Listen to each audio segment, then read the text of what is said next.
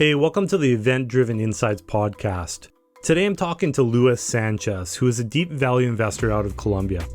Luis started his investing in a diversified basket of net nets, but has shifted his approach to looking for special situations within that space. And in this conversation, he's going to walk you through an interesting turnaround that has multi-bagger potential. Remember, none of this is investing advice. We're just highlighting this stock as a particularly interesting research candidate. Make sure to read through our disclaimer at the end of the show. And now, Luis Sánchez. Luis, how's it going? I'm fine, thank you. How are you, Evan? Oh, doing great, thanks. Now, why don't you tell people a little bit about yourself? Who are you? What do you do? I'm a lawyer initially, and then I'm an investor. I guess that's fair to say. I've been practicing law for 15 years now, and I've been learning about investing, I guess, from like 15 years or so. So once I graduated from law school and started working in a law firm, I started learning about investing, and then eventually, I ended up reading about Buffett's letters, Graham, and all the greats in investment. Eventually, I decided that I wanted to have some, skin in the game, start investing, not just reading about investing. And I found Net Hunter, which led to reading your book, reading the studies you had done about netnets and about investing in netnets. And that's when I realized there was a space or kind of like an area where I could start investing, having, an edge. Otherwise, I felt like I was just lost, if I tried to understand Coca-Cola or any other of those great businesses that Buffett talked about. Just didn't make sense for me to just go there. I mean, what could I see there that others weren't already seeing? That wasn't already priced in. I guess I had that intuition, and when I got to Net Hunter and subscribed and everything, I realized that was a great starting point, and it actually was. It was mostly thanks to you, especially, that I got to start managing my own fund, my own money, I guess. For friends and family, because I felt confident that I could generate, as some say, alpha in this investing world by being where I am. I mean, I'm in Colombia. Just who would have thought you could manage money from here and actually beat the market? And I've done it so far. Also, it's interesting that with netnets, I guess, you need a little less, it's a little less time consuming, or maybe not as time intensive as with quality and huge market caps. So that means that I can still work in law, which is what I do, have a full-time job as a lawyer, but also have manage my own money in my free time. Well, I'm glad it's all worked out for you. I know definitely if you're dealing with very simple strategies like the net strategy, then investing is radically simplified versus, going up against very large institutions or professional money managers. It's just a lot easier game to play, especially when you step down into those nano cap or micro caps. Just the really, really tiny companies. There's a lot less competition on those names. So as I understand it, you have a turnaround for us today. That is correct. Where do you want to start? Well, why don't you tell us a little bit about the company and what your thesis is for it? This episode is brought to you by Event Driven Daily. If you're spending too much time trying to uncover special situation stocks, make sure to look at Event Driven Daily's Morning Brew newsletter. Each month, we scour the internet to find as many special situation opportunities as possible, and then send each and every special situation to free subscribers in a neatly packaged email. This service is absolutely free and will save you hours each month trying to source special situation ideas. Go to www.eventdrivendaily.com and look for the subscribe button at the top of the page. That's www.eventdrivendaily.com. Okay. I think I would preface this by saying that this is a turnaround, but what I like in turnarounds is when they are also net nets, right? So you have the downside protection that you usually get from a net net. That is a company selling below liquidation value, let's say. But then you also get the special situation part. So a special situation is an event that triggers an undervaluation that you can pinpoint to that also works as a catalyst. That's kind of my definition of a special situation. There are undervaluations everywhere in the market, everywhere, but special situation just makes it, I guess, ostensible or apparent. It's there, right?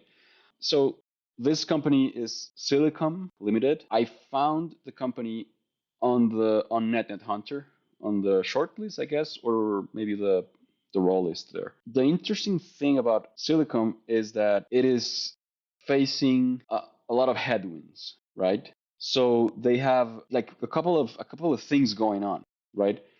First of all, they have, and this happened to many companies in the investing world, in business everywhere since COVID hit. I think in 21 and 22, most manufacturers saw a jump in sales because there were so many problems with logistics, like bottlenecks, that most companies wanted to stock up on inventory to prevent trouble ahead. So, the sales got boosted by this in 21 and partly in 22. In many businesses, Silicom was one of them. But then by the end of 22 and starting 2023, the bottlenecks were gone. Mostly the world was open again. And so sales went down by a lot. The other problem they were facing in 23 and then starting 24 was that a couple of products that they had launched were not doing very well in the market. So the market was not buying them, or they were buying them, but they were not as good or as good as the market expected. And we'll talk about the products afterwards. But so I'm just painting the picture, I guess. So they had these customers stocking in inventory and destocking later, then product gone wrong. And I guess it was also, there was trouble in the industry as well. So there is, I guess, trouble in the industry. And what is that industry? So Silicom has been around for almost 30 years now. The company is headquartered in Israel, but it trades on NASDAQ. They're manufacturing hardware for the tech industry. They're specializing in boards and special devices that help industries in the telecom, data center, and cloud space to increase efficiency and reduce latency. What's interesting about the product right now is that first, they manufacture in Israel. So since 21, I guess, or 22, they stopped manufacturing in China and they moved everything to Israel. That's an interesting detail that I don't think is irrelevant right now. I think it's very interesting. They're also trying to, I guess, overcome the industry problems. There was a hype in AI, right? I think 21, 22, 23, and Silicon was there, a pick and shovel business for the AI boom. But things slowed down in 24. And so many of the projects that they thought were going to be huge were delayed. And all these problems, all these headwinds had them made them rethink what they were doing.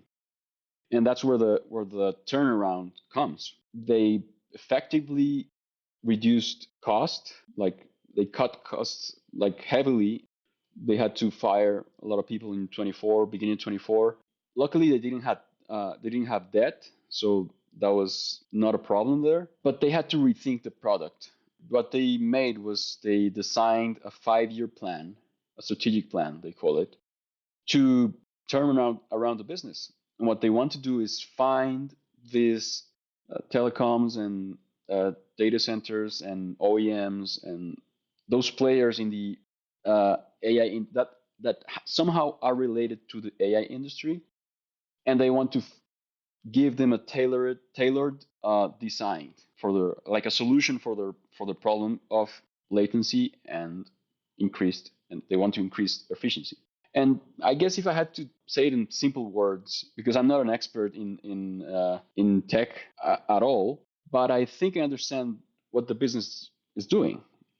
The problem is we have more and more devices that are producing data every day. With the IoT industry, especially, you have this, I don't know, autonomous vehicles, you have a lot of smart home devices.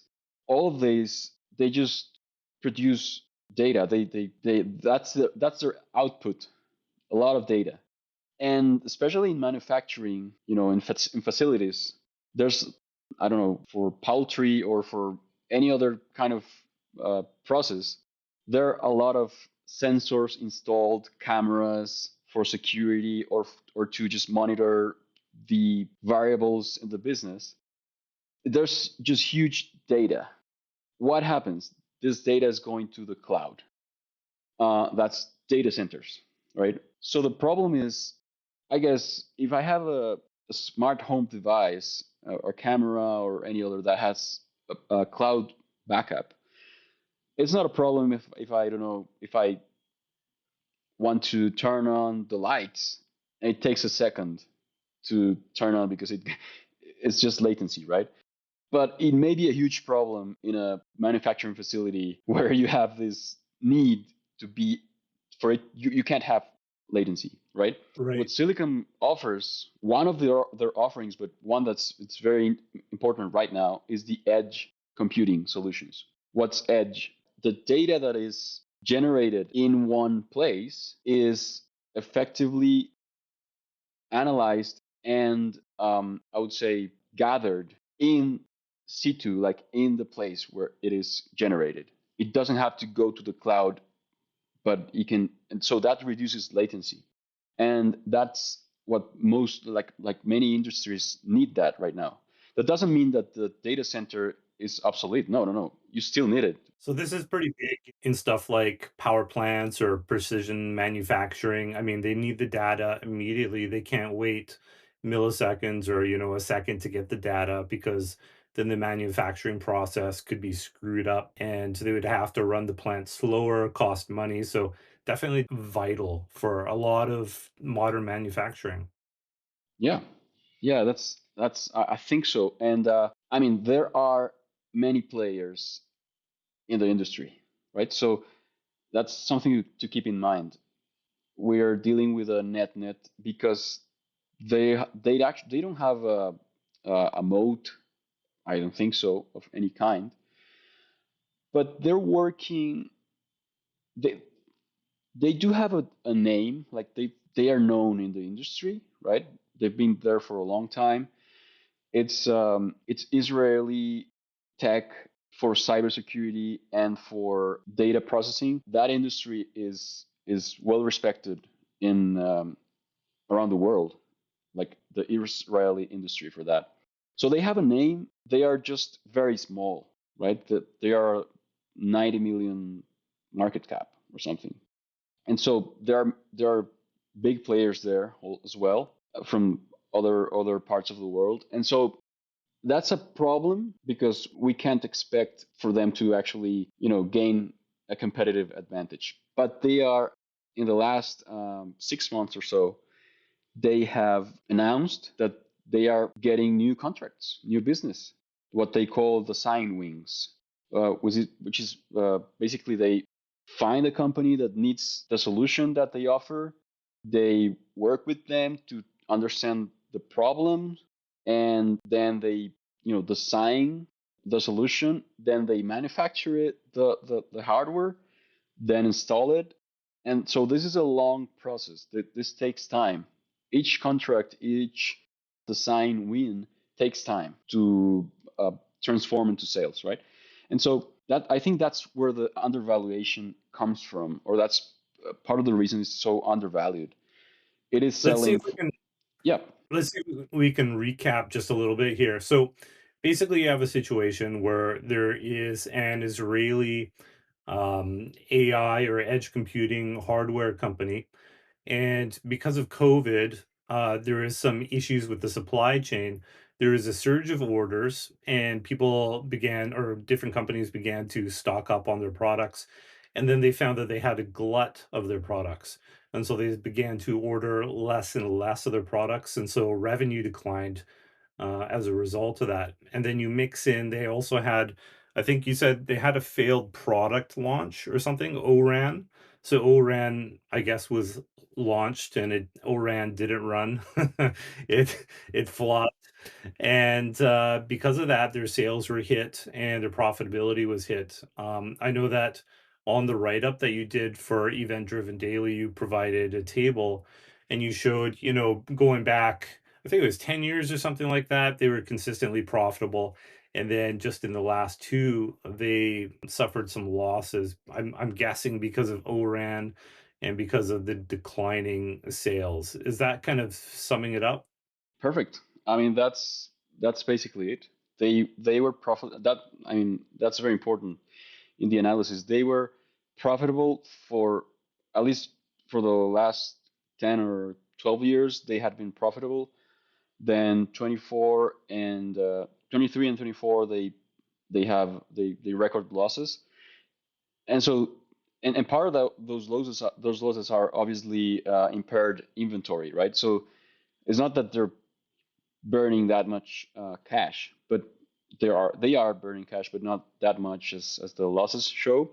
But also, what's interesting, and I guess we can talk about that. I think this goes to show why I think the turnaround is actually very very likely here. I think the odds are in our favor, and that's because you have a business with no debt, a business that is executing a strategic plan that is showing results so far.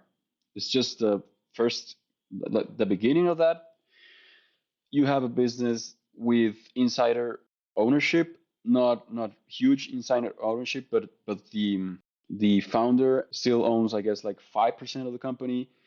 He's still the he's still on the board. They bought back like 15% of their shares outstanding last year at very depressed, That's huge. yeah, at very depressed prices. And so it's just there's a lot of, I guess you can see that there's an alignment of interests in a way, right? This episode is brought to you by NetNet Hunter, the best resource for NetNet stock investing on the internet. NetNets, or cigar butts, are sub-liquidation value stocks that produced such outstanding returns during Ben Graham's lifetime that he gave up all other strategies to focus on them. Professionals such as Warren Buffett and Joel Greenblatt also launched their career on the strategy, and that proved quite successful to say the least. Right now, you can get a free monthly NetNet stock pick from NetNet Hunter's free newsletter. Visit www.netnethunter.com and look for the link on the homepage. So I guess the whole problem is execution, and I'm not saying that's a minor problem. That's huge.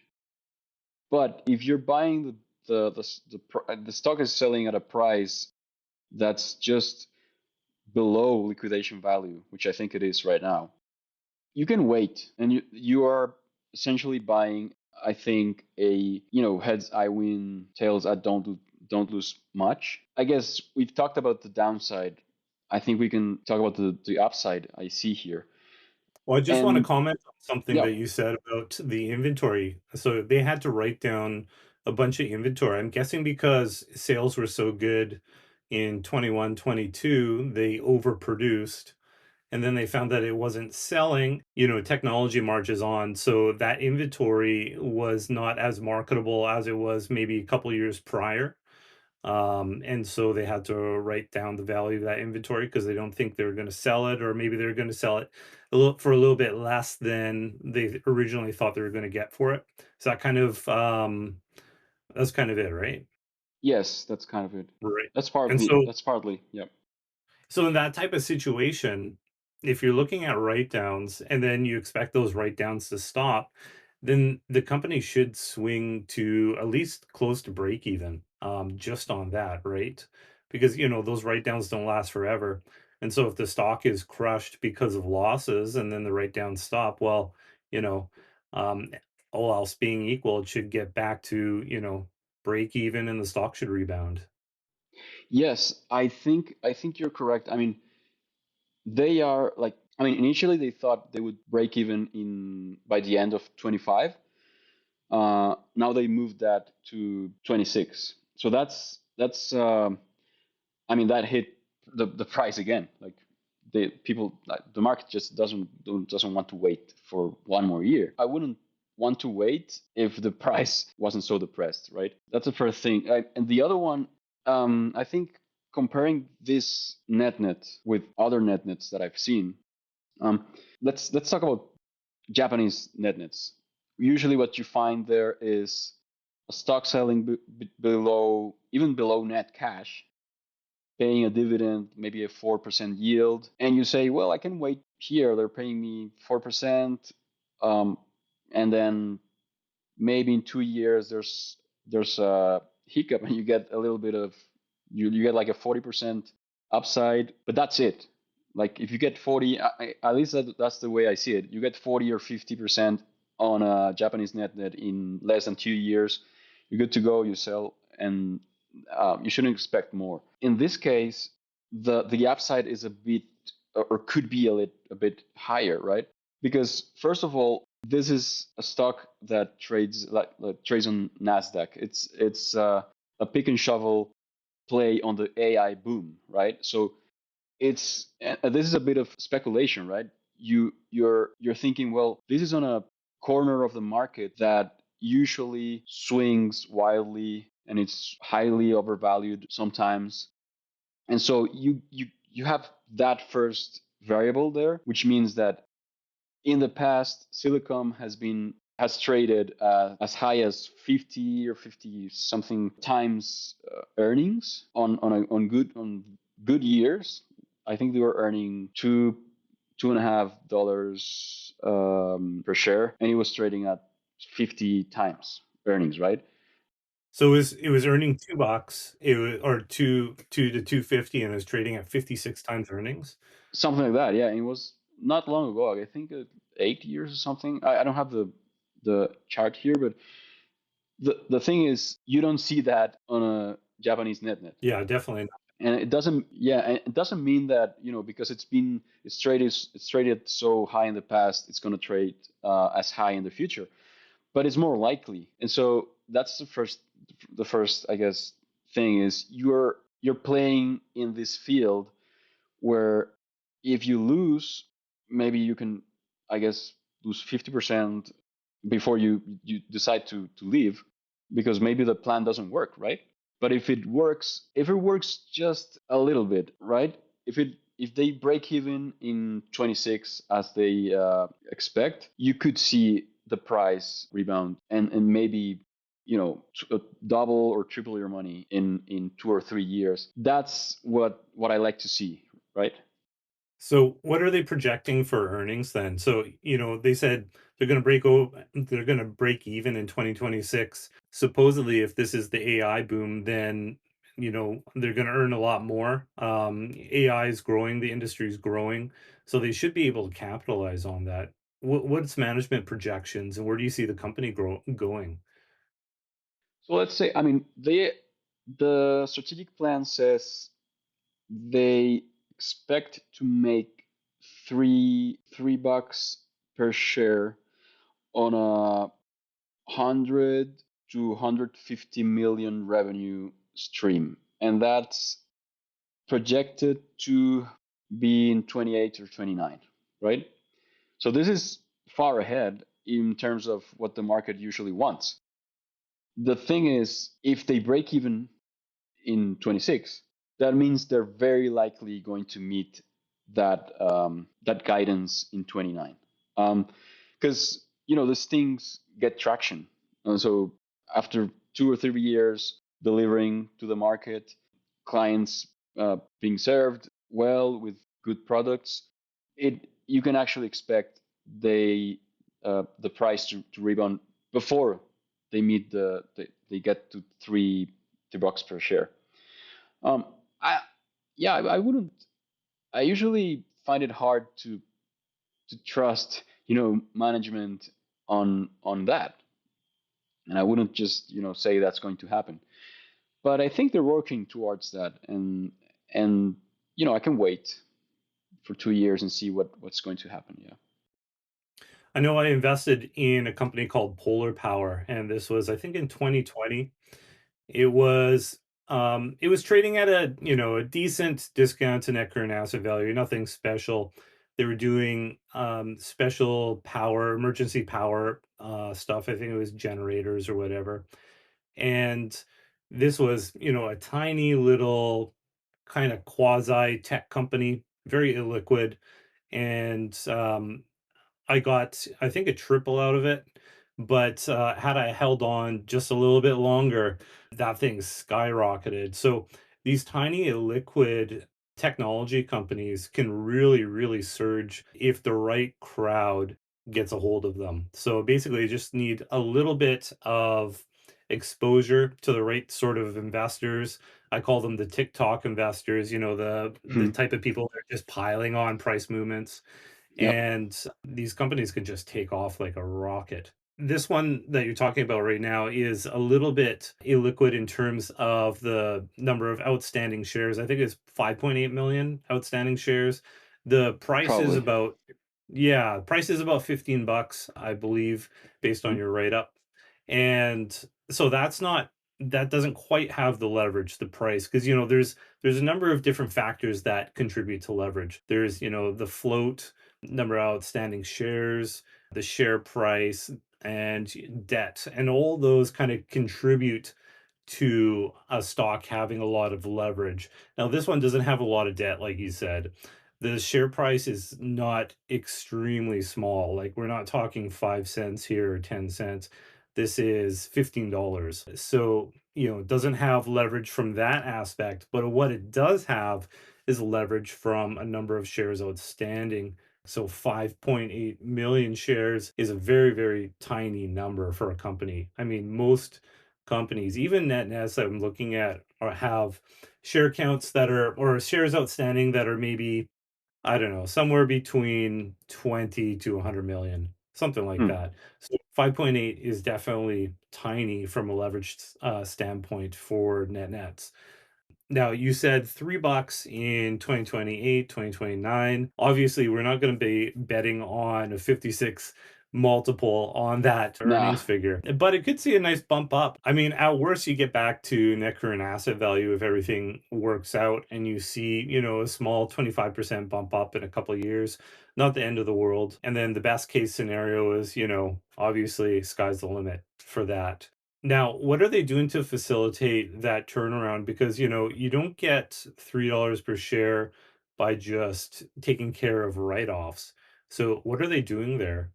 It's partly what I've been saying. I guess I could sum it up as they are focusing on the sign wins. That's the I think that's the key word here. And it goes back to what they did before and what they're doing now.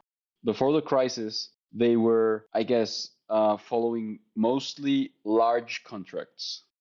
After 23 and 24, they like part of the plan is to try to find also the small projects that eventually lead to large projects, and that's what they've been doing. So they aim for, I think, 7 or 9 the sign wins this year, and they already have 3 of those. So they're well on track to meet their goals, at least for 25. And these are small contracts. So these are maybe 6, 7, most like 10 million sales tops, and they're aiming for 150, right? So that's far from that. But what they've said, and I think they know why they say it, but they don't actually want to, promise that, is that these things lead to larger contracts, larger design wins, and so they know that they aim for 9 design wins, but maybe one of those is going to make the whole year. It's a 2080 distribution probably, or even less than that.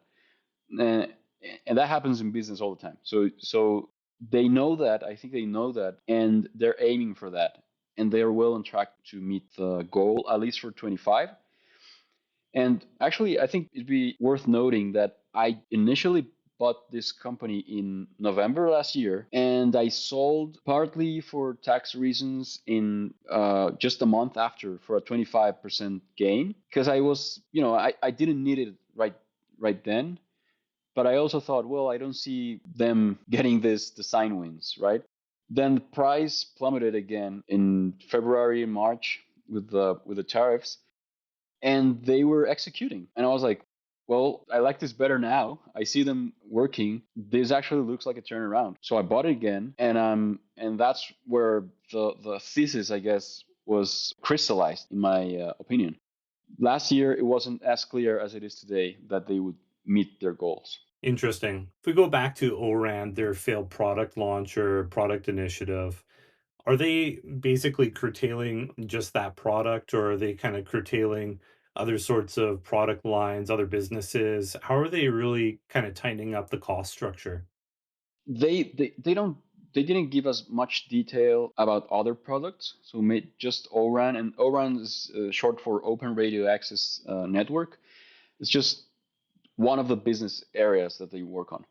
Um, First of all, they did fire a lot of people last year. That was cutting costs. Like that was, I think, the main cost that they cut. Then they focused on this design wins, and that means they cut down on marketing as well because they were marketing to a whole other spectrum, and so they focused on that as well. I guess if I had to sum it up, I would say they're focusing on what they do best, and that's what they're saying. I think that's what they're doing. So we'll see. I mean, Yeah, definitely. It takes time to work out. This sounds a little bit like a Dr. Paul Allen kind of choose stocks wisely bet. Have you read that book? no, actually not. Oh, interesting. So basically, he's a low price and net tangible asset value investor, and he likes to buy them cheap below net tangible assets, obviously, but then he looks for firms that are also growing. The one difference here is, this company is losing money right now due to write-offs, and he likes to buy companies that are actually growing their net tangible asset value. But a key component of investing is not looking back at what's happened, but looking forward to what's on the horizon. As Buffett says, the investor doesn't get paid for yesterday's growth, they get paid for tomorrow's growth. So, yeah, definitely having strong catalysts on the horizon is a major plus. For me, it's been interesting to try to find this special situation plus net stories. And again, it's thanks to you because when I started, I was buying like 30 or 40 nets at a time. I didn't want to. I didn't have this expertise, nor did I have the time to dig deeper into each situation. Now I think I have a little bit more of an eye to see to catch these situations when I see them. So that's interesting because you always mentioned that when we talked in the past, that you liked to find dirt cheap, but also growing or with growth prospects, and that way you could actually put more money there, concentrate a little bit more. So today I feel a little bit more confident concentrating in these kind of situations. But that said, it still means you need to diversify. So for me, it's this is a medium-sized situation in a basket of nets. So it's not high confidence. I gotta say this, but it's a medium-sized position for me, and that means I might concentrate more if it was way cheaper. I guess that's all I have to say. It's hard to find really cheap nets in the other than in Japan or in the Nasdaq. Is really hard to find this kind of nets where you actually have a chance of making money. I mean, it's tough to find cheap nets for a business that's otherwise decent. I mean, it's pretty easy to find companies that are trading for a smaller percentage of net current asset value, but usually those companies are deeply troubled. And, there's nothing wrong with that. You can put together a basket of that. But to try to find a company that's trading as a net that has a business that's otherwise decent and just going through some temporary problems like this one seems to be a lot harder.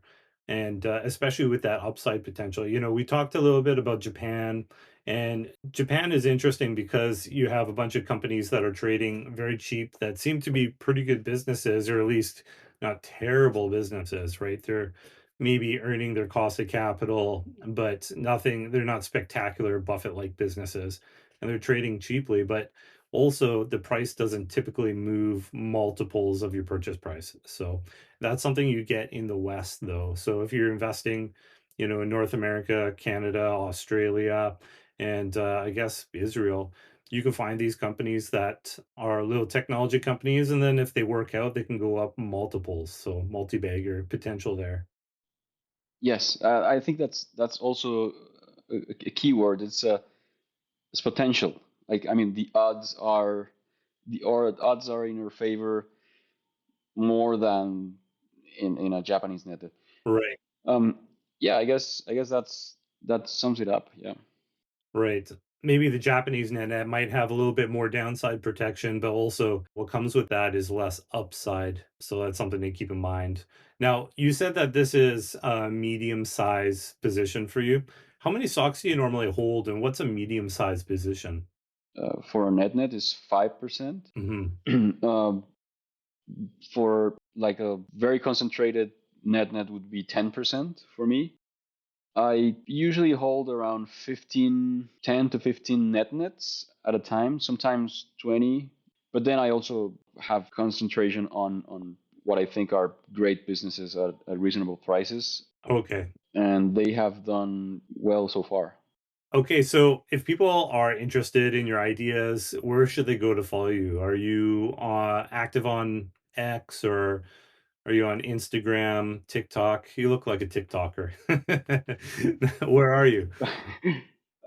I'm sorry, I don't have any social media. No social uh, media. yeah, Lewis, it's 2025. yeah. I mean, thank you uh, for this. This is the only exposure I have to to social media. He's Yeah, stepping I into don't. the outside world. This is, his once a week opportunity to kind of come out of his cocoon. Yeah, thank you, Evan, for that.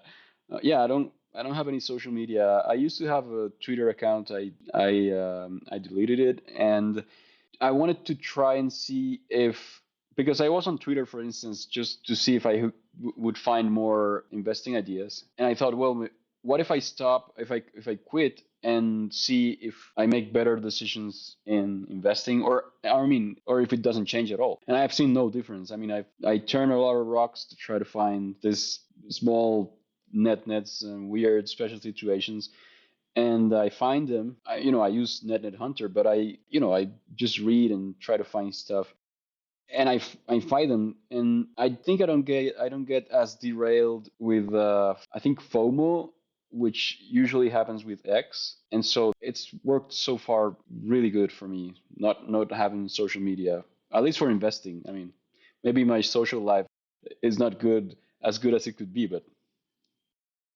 Yeah, I mean, I'm basically on X just to network with other investors, but I was using it for idea generation as well. I don't really find it that valuable for idea generation.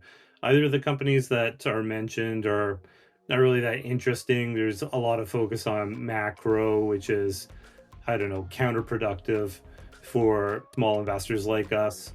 But yeah, can't blame you at all for not being on X, to be honest with you. So if you want to connect with Lewis, I guess the place to do it is on NetNet Hunter yeah. through NetNet Hunter membership, which is good for me, I guess. No, I post on NetNet Hunter regularly, I guess. Yeah, I usually share my ideas there. Uh, some write-ups once in a while, and I guess that's my social media.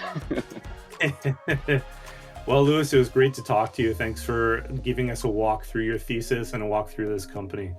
Thank you so much, Evan.